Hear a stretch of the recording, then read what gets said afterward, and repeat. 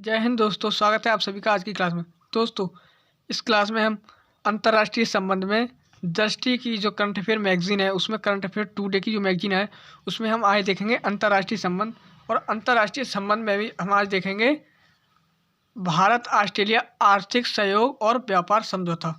इसमें क्या क्या पॉइंट दे रखे हैं, भारत ऑस्ट्रेलिया आर्थिक सहयोग और व्यापार समझौता, इसके बारे में हम देखेंगे। देखो, तो चलिए शुरू करते हैं। चर्चा में क्यों है, हाल ही में चर्चा में क्यों आया है? तो हाल ही में ऑस्ट्रेलियाई संसद द्वारा भारत ऑस्ट्रेलियाई आर्थिक सहयोग और व्यापार समझौते को मंजूरी दी है। ऑस्ट्रेलियाई संसद ने भारत आर्थिक सहयोग और व्यापार समझौते के लिए मंजूरी दी है। इसके प्रमुख बिंदु क्या क्या हैं उन्हें देख लेते हैं। पहले इसके प्रमुख बिंदु हैं, भारत और ऑस्ट्रेलिया के बीच अप्रैल 2022 में ECTA पर हस्ताक्षर किए थे। ECTA भारत द्वारा पिछले एक दशक से अधिक समय में एक प्रमुख विकसित देश के साथ किया गया पहला मुक्त व्यापार समझौता है। अगला पॉइंट है double tax avoidance. Double tax avoidance ECTA के साथ ऑस्ट्रेलियाई संसद ने double tax avoidance treaty DTAT में संशोधन को भी मंजूरी दे दी है।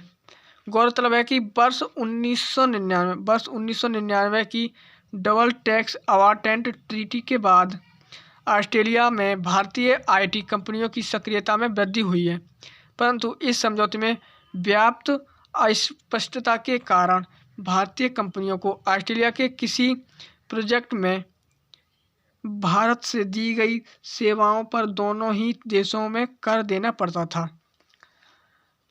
इसका महत्व क्या है? तो बहुपक्षीय समर्थन। भारत और ऑस्ट्रेलिया के बीच ECTA पर वार्ता की शुरुआत ऑस्ट्रेलिया में मई 2022 तक सत्ता में रही लिबरल पार्टी के नेतृत्व में की गई, और इस समझौते को लेबर पार्टी की बहुमत वाली संसद ने स्वीकृति मिलना ऑस्ट्रेलिया में भारत के साथ व्यापार करने की स्वीकृति को दर्शाता है। अगला है रोजगार। इस समझौते के परिणाम स्वरूप भारत में 10 लाख रोजगार को सृजन होने का अनुमान है। इस व्यापार समझौते के माध्यम से पश्चिम बाजारों में परिधान, कपड़ा, चमड़ा, जूते, रत्न और आभूषण, फर्नीचर, मशीनरी और बिजली के सामान की आसान पहुंच प्राप्त करना भारत का प्रमुख उद्देश्य है।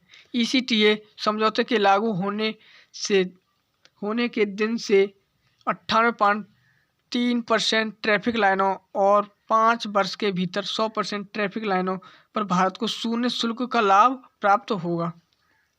वीज़ा से संबंधित है। इस समझौते के माध्यम से भारतीय सेवा क्षेत्र के लिए नए अवसर भी खोलेगा और भारतीय छात्रों को ऑस्ट्रेलिया में काम करने का अवसर प्राप्त होगा।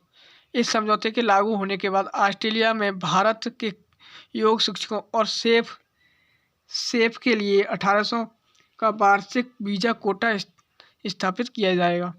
द्विपक्षीय व्यापार। अगला पॉइंट हमारा द्विपक्षीय व्यापार। अंतर्राष्ट्रीय संबंध में द्विपक्षीय व्यापार पर इस समझौते के साथ भारत और ऑस्ट्रेलिया के बीच कुल द्विपक्षीय व्यापार मौजूदा $31 अरब से बढ़कर अगले 5 वर्षों में 45 से 50 अरब डॉलर से अधिक होने का अनुमान है। वर्ष 2026-27 तक भारत का व्यापार निर्यात $10 बिलियन तक बढ़ने की संभावना है। कच्चे माल की उपलब्धता। इसमें कच्चे माल की उपलब्धता क्या है? देखो, ऑस्ट्रेलिया से भारत को आने वाला लगभग 96% आयात कच्चा माल और मध्यवर्ती उत्पाद है जो कई भारतीय उद्योगों को सस्ता कच्चा माल प्राप्त करने और उन्हें प्रतिस्पर्धी बनाने में सहायक होगा। Pharma sector. ECTA के तहत UK और US में पहले ही स्वीकृति प्राप्त भारतीय दवाओं को ऑस्ट्रेलिया में भी तेजी से अप्रूवल मिलेगा, जिससे भारत फार्मा क्षेत्र को विशेष रूप से लाभ मिलने का अनुमान है। भारत ने वित्त वर्ष 2022 में 11.58% की वृद्धि दर्ज करते हुए ऑस्ट्रेलिया को $387 मिलियन मूल्य के फार्मा उत्पादों का निर्यात किया। वाइन। अगला पॉइंट हमारा वाइन। ECTA के प्रभाव में आने के बाद ऑस्ट्रेलिया भारतीय वाइन के शुल्क मुक्त आयात की अनुमति देगा। बदले में भारत $5 की कीमत वाली ऑस्ट्रेलियाई वाइन पर आयात शुल्क 150% से घटाकर 100% कर देगा, जो 10 वर्षों में 50% तक कम हो जाएगा। इसी प्रकार $15 या उससे अधिक की कीमत वाली बोतलों पर शुल्क 150% से घटाकर 75% कर दिया जाएगा और फिर 10 वर्षों में इसे घटाकर 25% कर दिया जाएगा। व्यापार घाटे का प्रभाव। व्यापार में घाटे का प्रभाव क्या है? तो उसमें वर्तमान में ऑस्ट्रेलियाई भारत से आयात की तुलना में बहुत अधिक निर्यात करता है। पिछले वित्तीय वर्ष के दौरान ऑस्ट्रेलिया के साथ भारत का व्यापार घाटा $8.5 बिलियन तथा जिसमें $8.3 बिलियन का निर्यात और 16.8 बिलियन का आयात था। चुनौतियां, इसमें चुनौतियां क्या क्या हैं? देखो, इस समझौते के तहत निवेश संरक्षण से जुड़े प्रावधानों जैसे विदेशी निवेशकों को अवसर की समानता एवं उनके अधिकारों के संरक्षण आदि का उल्लेख नहीं किया गया है। इसके अतिरिक्त पूर्व में मॉरिशस और यूएई के साथ किए गए मुक्त व्यापार समझौते में भी संरक्षण से जुड़े प्रावधानों को शामिल नहीं किया गया है। इससे यह संकेत मिलता है कि भारत अभी भी मुक्त व्यापार समझौते में निवेश संरक्षण को शामिल करने से बच रहा है। अंतर्राष्ट्रीय स्तर पर FTAs में शामिल होने के पीछे भारत का मुख्य लक्ष्य वैश्विक आपूर्ति श्रृंखला में सक्रिय भागीदारी को बढ़ाना है, परंतु व्यापार में निवेश दोनों ही वैश्विक आपूर्ति श्रृंखला का केंद्रीय आधार है। ऐसे में दोनों को अलग अलग आर्थिक दूरदर्शिता के विपरीत प्रतीत होता है।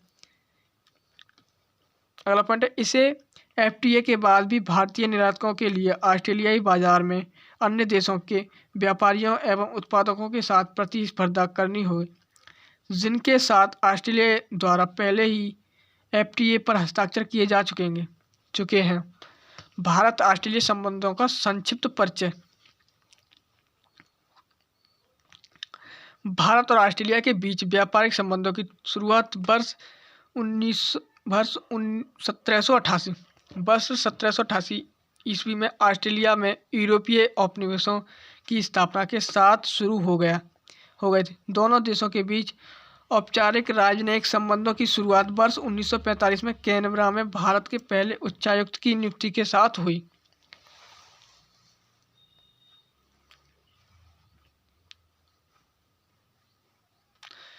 अगला पॉइंट, वर्ष 1991 में आर्थिक सुधारों के बाद दोनों देशों के आर्थिक संबंधों में व्यापक सुधार हुए तथा वर्ष 2009 में द्विपक्षीय सहयोग को रणनीति साझेदारी में बदल दिया गया। जून 2020 में आयोजित शिखर सम्मेलन के दौरान दोनों देशों के बीच व्यापक रणनीतिक साझेदारी mutual logistic support agreement MLSA समझौते पर हस्ताक्षर के साथ 2+2 मंत्री स्तरीय वार्ता की शुरुआत पर सहमति व्यक्त की।